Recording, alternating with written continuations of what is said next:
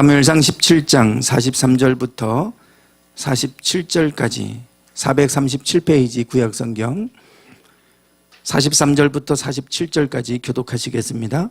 블레셋 사람이 다윗에게 이르되 내가 나를 개로 여기고 막대기를 가지고 내게 나아왔느냐 하고 그의 신들의 이름으로 다윗을 저주하고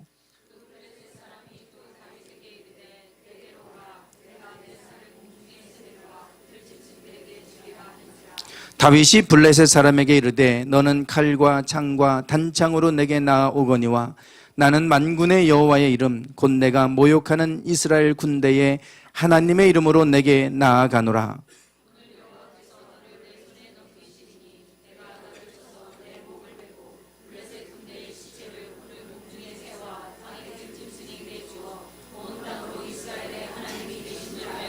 함께 읽겠습니다. 또 여호와의 구원하심이 칼과 창에 있지 아니함을 이 무리에게 알게 하리라. 전쟁은 여호와께 속한 것인즉 그가 너희를 우리 손에 넘기시리라. 아멘.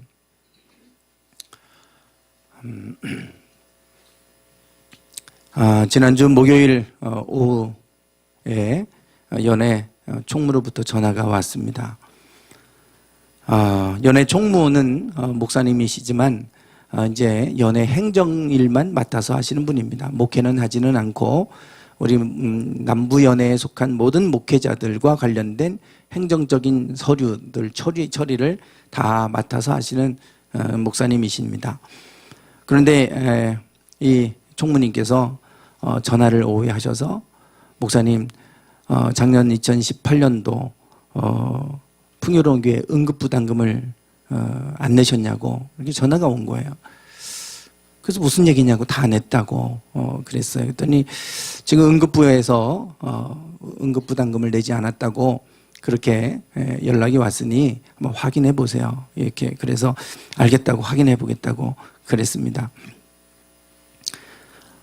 그리고 확인해 보니까 응급부담금이 누락이 돼 있는 거예요. 다른 부담금은 다 냈는데 응급부담금이 누락이 됐어요. 12월 우리 감리교회에서는 부담금 4가지가 있어요. 우리 남부연회가 또 운영이 되려면 연회 부담금이 있고요. 그리고 연회보다 더 상위가 있는데 본부가 있어요. 우리 감리교 전체 교단을 이끌어가는 본부가 있는데 본부 부담금이 있고 또 우리 지방을 이끌어가려면 또 재정이 필요하니까 지방 부담금이 있고 마지막 응급 부담금 해서 4가지 부담금이 있습니다. 이 4가지 부담금을 12월 31일까지 납부하지 않으면 그러면 이제 회원권에 문제가 생깁니다. 그래서 갑자기 다급해졌어요. 제가 이 응급부담금을 12월 31일이 지나서 내면 그러면 그 해에는 회원권이 없어요. 지금 큰 문제는 지방회가 23일인데 제가 지방회를 인도해야 되는데 회원권이 없으면 제가 인도를 못해요. 심각한 문제가 생겼어요. 그러니 이제 목요일 오후 늦게 제가 이 연락을 받아서 다 이제 6시면 다 행정이 마감이 되니까 그 다음날 금요일 하루 종일 이 문제를 해결하려고 그리고 본부의 응급재단에 전화해서 거기 부장님하고도 얘기하고 또 총무님하고도 얘기하고 하루 종일 이 문제 가지고 큰일 났다. 이 문제를 어떻게 해야 되나. 감리사 이제 마지막인데 지방회를 제가 인도를 못하게 생겼으니 이거 어떻게 해야 되나.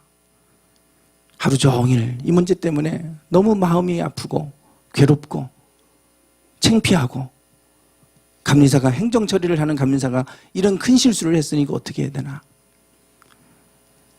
아무리 해결할 방법을 찾아도 방법이 없어요. 이거는 법적으로 문제가 생겼기 때문에 안 됩니다. 나중에 이것을 누가 문제시 삼으면 그러면 자기들이 옷 벗어야 됩니다. 해드릴 수 없습니다. 결국은 하루 종일 이 문제를 해결해 보려고 하다가 해결할 수가 없어서 이 상황을 받아들일 수밖에 없게 됐어요. 너무 괴로워하고 힘들어하니까 제 아내가 그런 얘기를 해요. 오히려 잘 된 것 같다고. 오히려 더 잘 됐을 수도 있다고. 그런 얘기를 합니다. 저희 지금 지방에 위해서 기도해 달라고 하는 요청을 제가 지난주에도 드렸었는데 우리 지방 관행은 감리사, 교육부 총무나 선교부 총무 임원들이 있어요. 그러면 대개 지방을 위해서 교육부 총무, 선교부 총무 이렇게 이제 지방을 섬긴 분들이 관행적으로 감리사로 추대돼서 감리사가 됐어요. 그렇게 되어 왔는데 이번에 한 분이 갑작스럽게 이제 본인이 하시겠다고 이제 나오신 겁니다. 그러다 보니까 이제 감리사 선거를 해야 되게 되는 거예요. 선거를 하면 자꾸 나를 찍어달라, 뭐 이렇게 선거 운동을 하게 되고 그러면 편이 갈라지잖아요. 한 지방으로 이렇게 같이 좋은 관계에 있다가 나눠지면 서로 감정이 상하게 되는 일이 생기게 됩니다. 그래서 이 감리사 이제 끝날 즈음에 아주 지방이 이 문제 때문에 선거 문제를 앞두고 있으니까 목사님들 사이에서도 분열이 되고 뭐 이래서 이걸 어떻게 좀 선거 안 하고 했으면 좋겠는데 이것 때문에 제가 참 많이 힘들었었어요. 이 문제를 해결하려고 나름대로 애를 쓰고 이렇게 왔는데 아직까지 이 문제가 해결이 안 되는 거예요. 그러다 보면 지방에도 시끄러워질 수 있는 거예요. 지방에도 시끄러워질 수 있고, 그리고 지금 현재 선교부 총무, 또 우리 지방의 많은 어른 목사님들은 이 상황을 상당히 불쾌하게 여기죠. 우리 지방의 관행상 그래도 그렇게 순서가 있고 질서가 있는데 이걸 깨뜨리고 본인이 나와서 저렇게 한다고 지방 분위기를 다 깨뜨려 놓고 아무리 어른들이 말려도 듣지 않으니 화가 많이 나 있으신 거예요. 지금 현재 선교부 총무가 이제 그래서 당연히 감리사가 되리라고 생각을 했고, 또 그분은 저보다 나이가 10살이나 더 많아요. 그런데도 불구하고 제 밑에서 저를 도와서 저를 도와주셨어요. 10살이나 더 많으신 목사님이신데도 불구하고, 그러니 제가 감리사로서 그분을 지지하고 그분을 도울 수밖에 없잖아요. 저를 2년 동안 나이가 10살이나 많은 연장자임에도 불구하고 저를 섬겨주셨는데 제가 그거를 은혜를 잊을 수는 없죠. 그런데 감리사는 중립을 지켜야지, 중립을 지키라고 막 공격도 막 하는 거예요. 감리사는 중립 지켜라. 물론 중립을 지켜야 되는 건 알지만 마음은 제가 그분에게 가 있잖아요. 그게 어쩔 수 없죠. 그런데도 자꾸 찾아와서 저를 항의하고 중립 지키라고 그러고, 그래서 제가 어떻게 해야 중립을 지킵니까? 저는 중립의 입장에서 하는데, 그런데 다 그분이 볼 때는 제가 일방적으로 거기를 편든다고만 생각을 하는 거예요. 다 그렇게만 이제 그런 눈으로 보니까 그렇게만 얘기하시는 거예요. 그래서 이번 지방에도 참 회의를 진행할 때 참 많은 어려움이 있겠다. 계속해서 이런 이제 일들이 있을 것 같아서 걱정을 했어요. 그런데 이제 제가 지방회를 인도를 못하게 됐어요. 그러니까 제 아내가 그런 얘기 하는 거예요. 오히려 더 잘 됐을 수 있다고. 그럼 제가 못하면 이제 우리 하늘정원교회 최승원 감독님이 계시잖아요. 이제 감독님이 아마 대신해서 이끌어 가실 겁니다. 그러면 감독님이 중립적인 입장에 서 있고 어른이 서 있으면 시끄럽게 못할 거다. 이런 생각이 드는 거예요. 그리고 설령 제가 감리 지방회를 인도하고 그래서 다음에 선교부 총무가 뭐 표대결하면 압도적으로 뭐 이길 겁니다. 그런데 그렇게 해서 이긴들 감리사가 편파적으로 해서 저렇게 됐다. 분명히 또 그럴 거고 나눠질 거예요. 근데 오히려 다음 감리사를 위해서도 이게 더 낫겠다. 내가 좀 창피는 하지만, 내가 조금 망신을 당할 수는 있지만 그래도 지방을 위해서는 이게 낫겠다. 그런 생각이 드니까 마음이 평안해지는 거예요. 환경은 바뀐 거 하나도 없습니다. 상황은 바뀐 거 하나도 없어요. 금요일은 정말 지옥불에 떨어진 것처럼 얼마나 마음이 괴롭던지요. 너무 창피했고 내가 감리사직을 불명예스럽게 이렇게 끝내야 되나 이렇게. 이 마음 때문에 너무나 괴로웠어요. 그런데 생각이 바뀌니까 마음이 너무 평안한 거예요. 그러고 나서 어제 몇 분 목사님, 어른 목사님 중에 몇 분, 2분을 만나서 얘기했어요. 지금 이런 상황입니다. 그래서 감독님이 아마 인도하셔야 될 것 같다고. 그랬더니 처음에는 어떻게 그런 실수를 했냐고. 그랬더니 시간 지나면서 얘기하면서 그러는 거예요. 혹시 일부러 그런 거 아니야? 강 목사 일부러, 강 감사님 일부러 그런 것 같아. 오히려 더 잘 됐네. 그러면서 그런 얘기를 하시는 거예요. 꼭 제가 마치 그거를 염두에 두고 미리 짜고 그렇게 생각해서 안 낸 것처럼 그렇게 생각하는 거예요. 오히려 더 실보다 득이 많다 이거예요. 나중에 보니까 진짜 그런 거예요. 실보다 득이 더 많아요. 잠깐 제가 창피는 당하지만 지방의 안정을 위해서, 다음 감리사를 위해서 이게 훨씬 더 나은 거구나. 그때는 왜 그게 안 보였는지 다 냈는데, 전 냈다고 생각하고 있었는데 왜 그게 안 보였는지. 어쨌든 생각이 바뀌고 나니까 마음이 평안해지더라고요. 우리가 이런 일들을 겪을 때가 얼마나 많습니까? 정말로 중요한 실수를 할 때가 있어요. 그 어떤 중요한 어려운 일에 빠질 때가 있죠. 그런데 생각이 조금 바뀌었다고, 생각이 완전히 달라진다고, 환경이 달라진 건 없는데 완전히 우리 마음이 달라지는 이런 것들을 우리가 경험하게 돼요. 생각이 바뀌니까 자유로워져요. 묶인 것에서부터 자유로워져요. 하나님은 우리의 생각을 바꾸세요. 나에게는 이것이 절대적으로 고난이라고 생각하는데, 고난도 내게 유익이구나. 이 생각으로 바뀌어주시면 이게 축복이 되는 거예요. 생각에 달려있더라고요. 생각에. 하나님이 그 생각을 주시면 그 생각 때문에 우리 환경은 똑같은데 달라져요. 사도 바울은 육체의 가시를 그렇게 제거해달라고 까시라고 했는데, 아니다. 오히려 너에게 너무 자고하지 않게 하려고 내가 너에게 준 거다. 그랬더니 그때부터 사도 바울은 가시라고 생각하지 않고 그걸 막 자랑하고 다니는 거예요. 내가 그것을 자랑한다 그랬어. 내가 약할 때고 강함이니라. 그러면서 자랑해요. 생각만 바뀌었는데 완전히 달라지지 않습니까? 스위치라고 하는 책에 보면, 이 책을 이렇게 부제가 손쉽게 극적인 변화를 이끌어내는 행동 설계의 힘, 이렇게 돼 있어요. 스위치라고 하는 책인데 여러분 한번 읽어보세요. 아주 재미있습니다. 재미있고 조금 나온 지 몇 년 됐어요. 이 책과 더불어서 스틱이라고 하는 이 책 두 권이 많은 CEO들이 열광했던 책입니다. 이 스위치라고 하는 책에 보면 이런 내용이 나와요. 제가 몇 년 전에 한번 소개를 했던 내용이기도 합니다. 2007년도에 아주 중요한 연구가 하나 있었어요. 엘리아 크럼과 엘렌 랭어라고 하는 두 분이 공동으로 연구를 한 겁니다. 제목은 이거예요. 호텔 객실 청소 직원과 그들의 운동 습관에 관한 연구. 제목이 이래요. 마침 무슨 학술적인 논문 같고 그렇죠. 이것은 우리의 생각의 힘이 얼마나 중요한지를 보여주는 중요한 연구 결과예요. 호텔에서 청소하는 직원들은 하루에 평균 15개의 객실을 청소한다 그럽니다. 그런데 방 하나를 청소하는데 약 20분에서 30분이 걸린다고 그래요. 그러면 15개면 7시간 정도 걸리는 거예요. 계속 객실을 청소하고 이제 이렇게 하는 거예요. 그러니 한번 생각을 해보십시오. 계속해서 저렇게 침대 매트리스를 갈고 바닥을 청소하고 또 닦고 뭐 하면서 여러 가지 많은 일들을 할 겁니다. 계속해서 7시간 하루 종일 운동을 하는 거예요. 그런데 이 크럼과 랭어가 이 청소하는 직원들에게 질문했어요. 당신은 규칙적으로 운동하십니까? 이렇게 질문했어요. 당신은 규칙적으로 운동하십니까? 그랬더니 청소하는 직원들 다 모아놓고 지금 설문조사하는 거예요. 그랬더니 67%가 규칙적으로 운동하지 않는다라고 답했어요.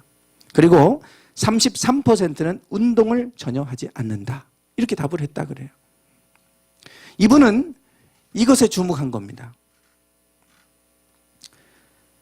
이 사람들은 하루 종일 운동하고 있잖아요, 지금. 운동이라는 게 뭐예요? 꼭 무슨 체육관에 가서 역기를 들어 올리고 뭐 이래야 운동입니까? 뭐 열심히 땀 흘려가면서 뭐를 막 해야 이게 운동이 아니잖아요. 운동은 내가 열심히 뭔가 움직이고 있으면 그게 운동이에요. 이분들은 지금 하루 종일 운동을 하고 있는 거예요. 하루에 15분 동안 침대 시트를 갈면 약 40칼로리가 소모된다 그래요. 그리고 30분 동안 진공청소기를 돌리고 다니면 100칼로리가 소모된대요. 이거 운동하는 거예요, 지금. 근데 이분들은 그것을 운동이라고 생각하지 않아요. 일한다고 생각하지. 그래서 이분들에게 이렇게 모아놓고 한 그룹에게는 운동이 얼마나 중요한 건지, 그리고 당신들은 지금 이 운동을 하고 있다는 것을 인지시켜줬어요. 당신의 침대 매트리스를 한번 갈 때마다 40칼로리가 소모됩니다. 그리고 청소기를 30분 동안 돌리면 100칼로리가 소모됩니다. 당신은 지금 규칙적으로 운동을 하고 계신 겁니다. 알려줬어요. 한 그룹은. 한 그룹은 그걸 알려주지 않았어요. 그리고 나서 4주가 지나고 나서 봤어요. 그랬더니 그것을 알려준 그룹은 0.8kg이 줄어들었대요. 그러나 그걸 알려주지 않았던 그룹은 아무 변화가 일어나지 않았다. 이게 이것이 그들의 운동 습관에 관한 연구라고 해서 그것을 발표한 거예요. 우리가 생각만 바뀌어도 우리의 삶에 변화가 일어난다는 거예요. 우리 몸에 변화가 일어난다는 거예요. 참 재미있는 연구 결과 아닙니까? 오늘 우리가 열심히 운동하고 있으면서도 이를 운동이라고 생각 안 하니까 운동 효과가 나타나지 않는다는 거예요. 우리가 약을 먹을 때도 플라시보 효과라고 의학적인 용어가 있죠. 이 비타민 주사를 주고도 이게 탁월한 항암 효과가 있습니다 라고 알려주고 비타민 주사도 놔주면 진짜 항암 효과가 나타난다는 거예요. 그게 플라시보 효과입니다. 반대가 노시보 효과예요. 아무리 좋은 약을 줘도 이거 먹어봐야 되겠어? 이렇게 생각하고 먹으면 효과 안 나타난대요. 그만큼 우리 생각이 우리 몸에 끼치는 영향은 지대하다라고 하는 걸 말해주고 있죠. 그러니 우리의 생각이 믿음으로 생각하지 않는데 무슨 믿음의 역사가 일어나겠습니까? 우리가 믿음의 역사가 일어나길 원한다면 믿음의 사고로 바뀌어야 될 거 아니겠어요? 생각이 바뀌어야 돼요, 생각이. 지난주에 결핍의식에 대한 얘기를 했어요. 하나님이 동산에 있는 모든 나무의 실과는 너 마음대로 다 먹어. 다 먹어도 좋아. 단 하나, 선악을 알게 하는 나무의 과실만큼만 먹지 마라. 그거 먹으면 죽는다. 그랬습니다. 그런데 뱀이 나타나가지고 하와에게 그 먹지 말라고 했던 그 하나, 그거 보게 했죠. 이걸 우리는 결핍의식이라 그랬어요. 그것 때문에 불행해진다 그랬죠. 하나님이 우리에게 주신 게 너무나 많은데 그거를 보는 게 아니라 내게 없는 거 보게 만드는 거예요. 여러분, 우리가 지금 내게 없는 것이 보여져서 원망과 불평이 나오기 시작한다면 이 그림을 생각하십시오. 사단이 주는 생각이구나. 사단이 이거 보게 하는구나. 하나님이 지금까지 나에게 주신 게 얼마나 많은데 은혜로 주신 것들을 하나님이 우리가 봐야 될 텐데 은혜로 주신 걸 보는 게 아니라 지금 내게 없는 거 보는 거예요. 사단은 이 마음 줍니다. 그래서 사단이 이런 마음 주니까 그때부터 하와는 불행해져서 저거를 먹지 않으면 내가 살 수 없을 것 같아요. 결국 따먹어버렸어요. 그 결과 벗은 줄을 알고 온몸을 가르기 시작합니다. 더 결핍하게 되어져 갑니다. 자기가 더 부족한 걸 더 보기 시작하는 거예요. 결핍은 또 다른 결핍의식을 가져옵니다. 그렇기 때문에 오늘 우리의 생각이 결핍의식을 풍요의식으로 하나님이 내게 주신 것에 대해서 감사하며 그것을 족한 줄 알고 누리며 살아가길 원합니다. 이 생각으로 바뀌어야 돼요. 우리 그리스도인들은. 그래서 그리스도인들은 범사에 감사하라 그러잖아요. 자꾸 뭔가 없어서 뭔가 불평거리가 나온다 그러면 사단이 또 나를 넘어지게 하려고 나를 저렇게 또 이 결핍의식을 심어주는구나. 그리고 빨리 하나님 내게 주신 것 눈길을 좀 돌리셔야 됩니다. 이게 우리가 지난주 나눴던 말씀이에요. 오늘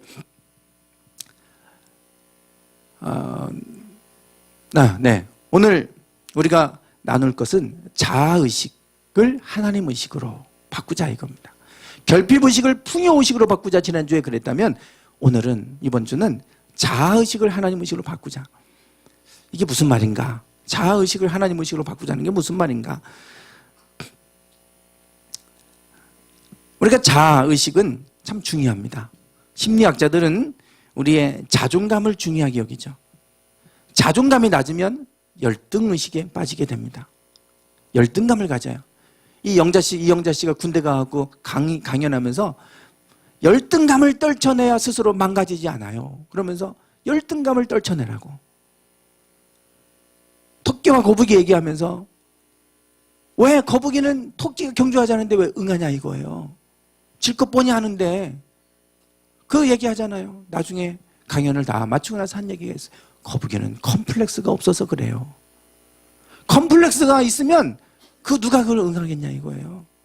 뻔히 질 것 뻔한데 컴플렉스가 있으면 절대 자기가 성장할 수 없대요. 자기는 생선가게 집 딸이었대요. 그래서 어디 가면 생선 비린내가 나니까 누가 이렇게 킁킁 비염이어서 킁킁거려도 자기 냄새 나는 것 때문에 그런 줄 알고 늘 위축돼 있었고 기분 나빠하고 짜증내고 그랬다 이거예요. 자기 때문에 냄새 나서 그러는 줄 알고. 그 컴플렉스 이거 극복하니까 자기가 지금 이 자리에 섰다는 거예요. 열등의식이에요. 열등의식. 그리고 우리가 자아의식인데 오늘 우리가 그래서 심리학자들은 건강한 이 자아의식을 심어주려고 애를 씁니다. 이런 책도 있어요. 보니까 열등의식을 치니까 이 책이 나오던데요. 열등감 극복, 자존감 극복, 주문을 외워봐. 나는 이런데 나는 이렇다고 주문을 외우라는 거예요. 나는 별거 아닌데 나는 그래, 나는 모든 거 다 할 수 있어. 뭐 이렇게 한다고 해서 그렇게 주문 외운다고 해서 우리가 그렇게 되는 거 아니잖아요. 그러니까 심리학자들은 자꾸 야 너는 충분히 훌륭해 그러면서 자꾸 자존감을 높여주려고 그런 생각을 심어주고 그런 말들을 하게 하고 여러 가지 많은 그런 노력들을 합니다. 그런데 우리는 여전히 실수가 많고 우리는 여전히 한계를 가지고 있고 여전히 부족한 사람들이잖아요. 아무리 나는 부족하지 않아 그런다고 부족하지 않나요? 아니잖아요. 제가 말하는 자아의식은 그런 자아의식이 아니에요. 성경에서 말하는 이 자아의식은 그런 게 아닙니다. 할 수 있다면이 무슨 말이냐, 믿는 자에게는 능히 하지 못할 일이 없느니라. 그러니 나는 다 할 수 있어, 이게 아니잖아요. 내게 능력 주시는 자 안에서 내가 모든 것을 할 수 있느니라. 내가 아니라 내게 능력 주시는 분이 계시기 때문에 할 수 있는 거지, 내가 할 수 있어 그런다고 하는 거 아니잖아요. 성경에서 말하는 거는 나, 자아의식이 아니고요, 하나님 의식을 가지고 살아갈 때 할 수 있는 거예요. 그래서 자아의식을 하나님 의식으로 바꾸자는 겁니다. 오늘 그 말씀을 제가 드리려고 하는 거예요. 오늘 본문 말씀은 다윗과 골리앗 얘기입니다. 다윗과 골리앗 얘기. 골리앗과 다윗과의 싸움은 너무나 잘 아는 얘기죠. 우리 아이들 다 알아요, 이거는.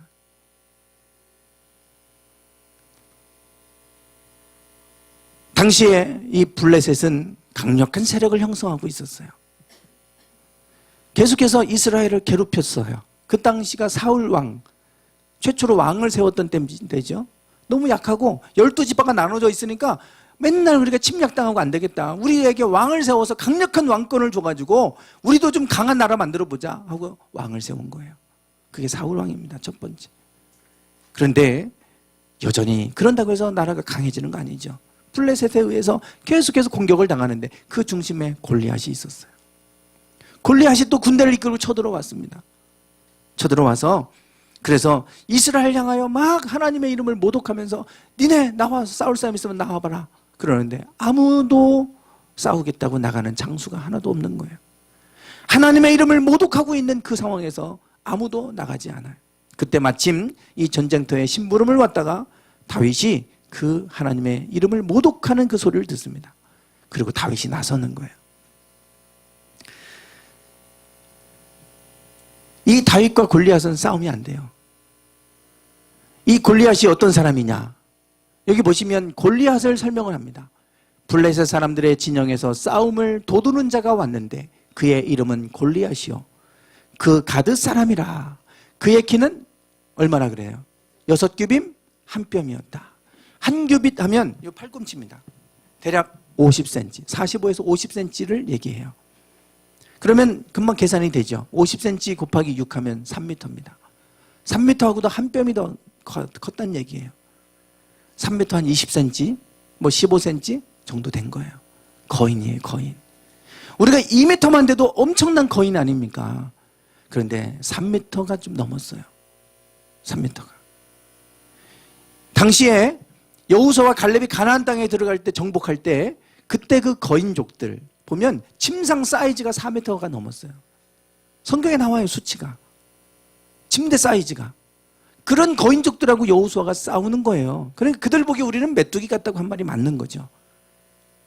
메뚜기 같아요, 정말. 그렇게 큰 사람하고 싸우는데.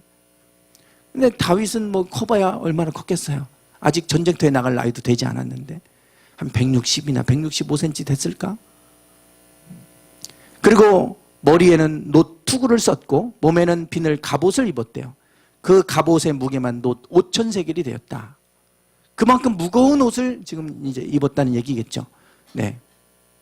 그의 다리에는 놋 각반을 쳤고 어깨 사이에는 놋 단창을 메었으니 그 창자루는 배틀채 같고 창날은 철 600세겔이며 방패든 자가 앞서 행하더라. 이게 지금 골리앗을 지금 묘사하고 있는 겁니다. 자, 그러면 비교해 보세요. 골리앗과 다윗이에요. 신장 3m, 다윗 뭐 1m 60, 거의 뭐 2배입니다. 2배. 게임이 안 되죠. 무기요? 창, 칼, 단창, 방패, 갑옷 뭐 이런 것들이에요. 다윗은 물맷돌 5개. 끝. 비교가 안 됩니다. 이런 상황에서 싸울 때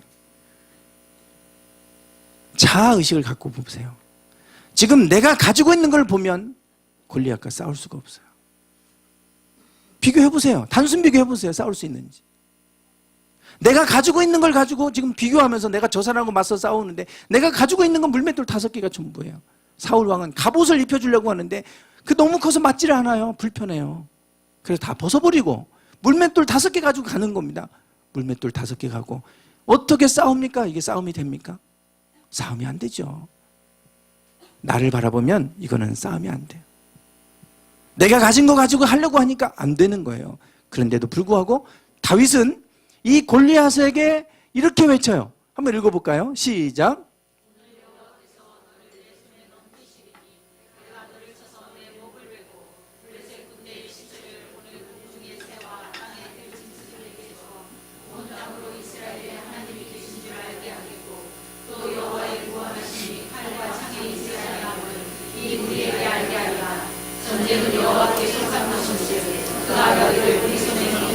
아멘. 지금 물맷돌 5개 가지고 가면서 골리앗 앞에 서가지고 이렇게 외치는 거예요. 오늘 여호와께서 너를 내 손에 넘기실 것이다. 내가 너를 쳐서 너의 목을 벨 것이고 블레셋 군대의 시체를 공중의 새와 땅의 짐승에게 주어서 온 땅으로 이스라엘의 하나님이 계신 줄 알게 하겠다. 그리고 여호와의 구원하심이 칼과 창에 있지 아니함을 이 무리에게 알게 하리라.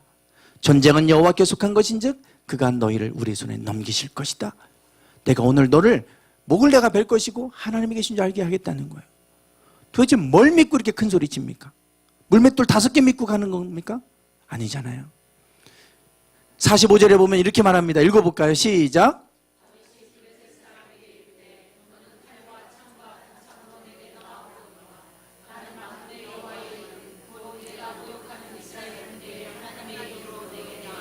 아멘. 너는 칼과 창과 단창을 의지해서 나오지만 나는 만군의 여호와의 이름을 의지해서 만군의 여호와의 이름을 가지고 나는 너에게 간다 그랬어요. 이게 하나님 의식입니다. 내가 가진 것 바라보고 물맷돌 5개 하고 뭘 하지? 나는 할 수 없어요. 이게 아니라 내게 능력 주시는 자, 그 하나님 나와 함께 하시면 할 수 있는 거죠. 그 하나님 바라보고 가는 거지 내 능력 바라보고 가는 거 아니잖아요. 하나님이 쓰신다고 하면 하나님 능력 주셔서 하게 하세요. 다윗은 하나님 의식으로 가득 차 있어요. 지금 이 당당함이 어디서부터 오냐면 하나님을 인식하고 있는 거예요. 하나님을. 어느 누구도 자기를 바라보고 자기의 힘으로 골리앗과 싸울 거 생각하니까 싸움이 안 되죠. 아무도 안 나가요. 그러나 하나님을 바라보고 있으니까 하나님을 의식하니까 골리앗이 두렵지 않아요. 뭘 두려워요? 하나님이 나와 함께 하시는데. 사울 왕이 싸우겠다고 다윗이 오니까 사울이 기가 막힌 거예요. 그래서 만류하죠. 장수도 안 나가는데 무슨 이 어린 소년이 나가서 뭘 하겠다고 말립니다. 그 사울 앞에 다윗이 이렇게 얘기해요. 또 다윗이 이르되 여호와께서 나를 사자의 발톱과 곰의 발톱에서 건져내셨은즉 나를 이 블레셋 사람의 손에서도 건져내시리이다. 내가 양을 칠 때 사자가 와도 곰이 와도 하나님은 나를 그곳에서 나를 지켜주셨고 건져내셨습니다. 이 골리앗, 이 블레셋 사람의 손에서도 그 하나님은 나를 건져내실 겁니다. 어떤 상황에도 나와 함께 하셨던 하나님을 다윗은 알았어요. 그렇기 때문에 이 사람의 손에서도 하나님은 건져내실 겁니다. 그랬더니 사울이 다윗에게 말하죠. 얼마나 당당하고 확신 있게 얘기하는지. 가라. 여호와께서 너와 함께 계시기를 원하노라. 하나님이 함께 계심을 다윗은 알았어요. 내가 양을 칠 때 수많은 위기가 왔지만 그 위기 때마다 하나님이 나를 어떻게 도우셨는지를 알기 때문에, 그래서 그때 도우셨던 하나님은 이 사람에게서도 나를 도와주실 것이다. 하나님 의식을 가득 차 있으니까 당당한 거예요. 자기 의식 가지고 나는 할 수 있어, 내가 저 사람과 싸워 이길 수 있어, 아닙니다. 어떤 분은, 어떤 목사님들은 설교할 때 그런 설교를 해요. 다윗이 물맷돌 다지고 양을 치면서 얼마나 연습을 했겠냐고, 얼마나 연습을 많이 했겠냐고. 그 연습해서 될 일입니까? 연습해서 될 일이에요. 물론 물맷돌은 하나의 중요한 무기 가운데 하나였어요, 당시에. 여러분, 총으로 사격한다고 해서 정확히 그 갑옷을 입고 그 인종을 맞추는 게 쉽지 않은 일인데 물맷돌로 어떻게 정확하게 맞춥니까? 하나님의 손에 붙들리니까 되는 거지. 내가 노력해서 되는 문제가 아니잖아요. 내가 노력해서 할 수 있는 게 있고 할 수 없는 게 있어요. 할 수 있는 데까지 해야죠. 물맷돌 가지고 했으니까 하나님이 그걸 쓰시는 거지. 한 번도 해보지 않은 걸 갖고 어떻게 쓰세요? 그걸 어느 정도 돼 있으니까 하나님 쓰시는 거예요. 돼 있으니까. 그러나 그 이상부터는 하나님이 하시는 일이죠. 다윗은 하나님을 목동으로 있을 때부터 하나님, 늘 다윗이 시편을 통해 다윗이 하나님을 찬양했고 늘 하나님이 늘 함께 하심을 늘 경험했잖아요. 그래서 내가 사망의 음침한 골짜기를 다닐지라도 내가 두려워하지 않을 것은 주께서 나와 함께 하심이라, 이렇게 고백해요. 함께 하시면 알기 때문에 사망의 음침한 골짜기를 간다고 해도 나는 두렵지 않다는 거예요. 오늘 우리 그리스도인들에게 사망의 음침한 골짜기가 있습니다. 우리 그리스도인이라고 왜 사망의 음침한 골짜기가 왜 없겠습니까? 왜 다 잘 돼야 된다고 생각하겠어요? 있어요. 그러나 하나님 함께 하시니까 두렵지 않은 겁니다. 그곳에서도 우리를 지켜주시고 인도하실 것을 우리는 믿기 때문에 우리가 그 믿음으로 사는 거 아니겠습니까? 다윗은 이 믿음으로 당당하게 나갔어. 여러분, 여기에 보면 모세가 나와요. 하나님이 떨기나무에게 나타나셔서 모세에게 이스라엘 백성을 가서 구원하라고 그럽니다. 그랬더니 모세가 이렇게 얘기해요. 오 주여, 나는 본래 말을 잘하지 못하는 자니이다. 나는 지금 말주변이 없는 사람인데 내가 뭘 할 수 있겠어요? 전 못 가요. 내가 뭐길래 바로에게 가서 그 이집트의 왕 바로에게 가서 내가 이스라엘 백성을 내어달라고 내가 어떻게 말을 합니까? 나 말주변이 없어요. 나 말 못해요. 자아의식이에요. 자아의식. 지금 자기 바라보고 있으니까 못할 것만 보이는 거예요. 나 보니까. 하나님이 그 모세에게 말씀하세요. 주의 종에게 명령하신 후에도 역시 그러하니 나는 입이 뻣뻣하고 혀가 둔한 자입니다. 그랬더니 하나님이 이렇게 말씀하시죠. 한번 읽어볼까요? 시작.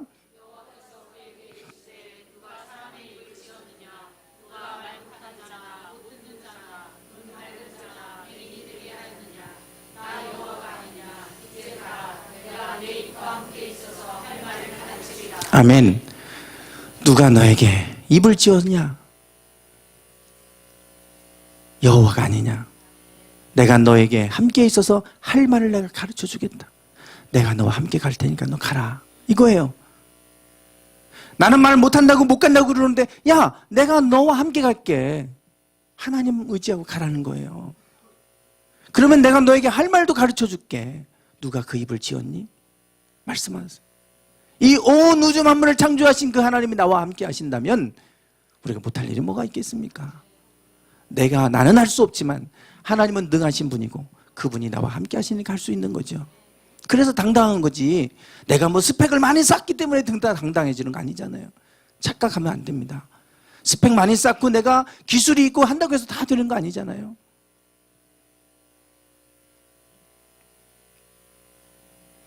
얼마 전에 인터넷 기사를 보니까 블랑카, 예전에 우차상가요? 무슨 개그 프로그램에서 블랑카 나와서 사장님 나빠요? 뭐 하는 거 있잖아요. 예. 예. 그분이 멘사 회원이 됐다는 걸 보셨어요? 기사? IQ 테스트를 하는데요. IQ 테스트에 수치가 안 나왔대요. 왜냐 보니까 IQ 테스트가 140까지밖에 안 나오는데 140 가지고 테스트가 안 되는 거예요. 멘사 테스트를 받아봤더니 170 몇이 나왔대요. 멘사 회원이 됐어요. 근데 사장님 나빠요. 그러면서 그거 하고 있었어요. 개그맨. 그렇게 똑똑했던 사람이. 그리고 지금 뭐 하는지 아십니까? 그쪽에 그 외국인들, 이런 이주민들, 이런 사람들, 그런 사람들을 위해서 우리 다문화 가족들, 이런 사람들을 위해서 우리 사람들의 인식을 개선하기 위해서 그 강사 자격증 따가지고 강사하고 다녀요. 그 일 하고 다녀요. 그 일. 제가 기사에 보니까 그래요. 여러분, 멘사 그렇게 똑똑하고 한다고 해서 그걸로 풀리는 것 같죠? 그게 아니에요. 우리는 착각해요. 내가 스펙을 많이 쌓고 내가 더 남들보다 뛰어난 게 많으면 성공할 것 같지만 그거 갖고 되는 게 아니잖아요. 하나님은 우리가 내가 능력이 없다고 또 안 되는 것도 아니에요. 하나님의 붙들리면 되는 겁니다. 하나님 앞에 다윗이 보잘것없는 사람이지만 골리앗이 그렇게 무시하고 저 막대기 하나 들고 와서 저 서 있는 저, 네가 나를 모독하냐 할 정도로 그랬는데 너무 당당하죠. 하나님 의식 가지고 사니까. 우리 한 명 더 있어요. 여호수아입니다. 여호수아. 읽어볼까요? 시작.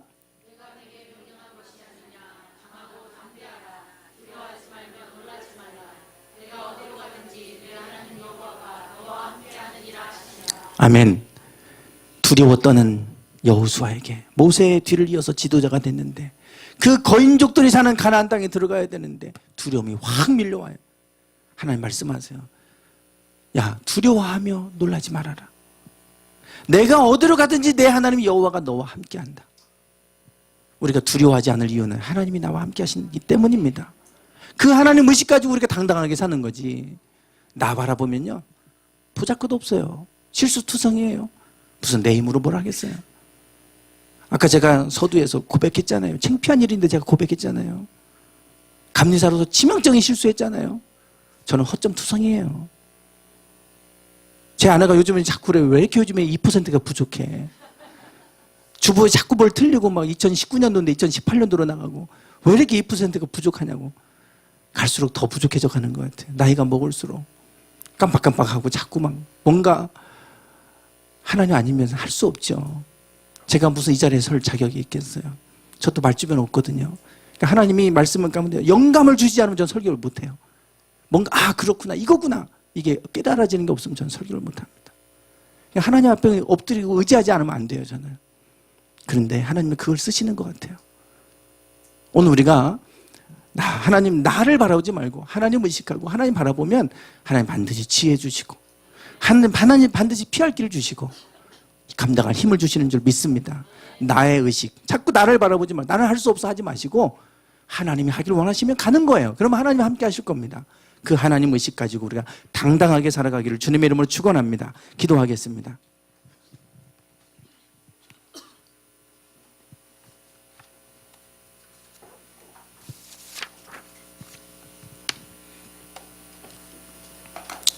하나님, 저희들은 연약합니다.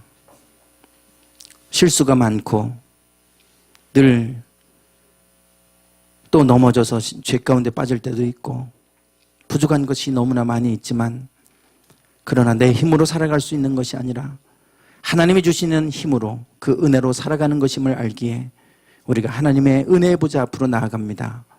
주님, 나보다 우리와 함께 하시는 그 하나님 볼 수 있게 하옵소서. 내가 중요한 것이 아니라 하나님이 함께 하시는 것이 중요한 일입니다. 늘 하나님과 동행하는 삶이 되게 하시고 하나님 바라보고 그 믿음으로 당당하게 살아가는 저희들 되게 하옵소서. 예수님의 이름으로 기도드리옵나이다. 하나님, 오늘 우리에게 다윗이 가지고 있었던 그 당당함이 있기 원합니다. 보잘것없는 물맷돌 5개 들고 가면서도 그렇게 당당하게 외칠 수 있었던 것은 하나님이 함께 하심을 알고 있었기 때문입니다. 오늘 우리가 이 믿음으로 살기 원합니다.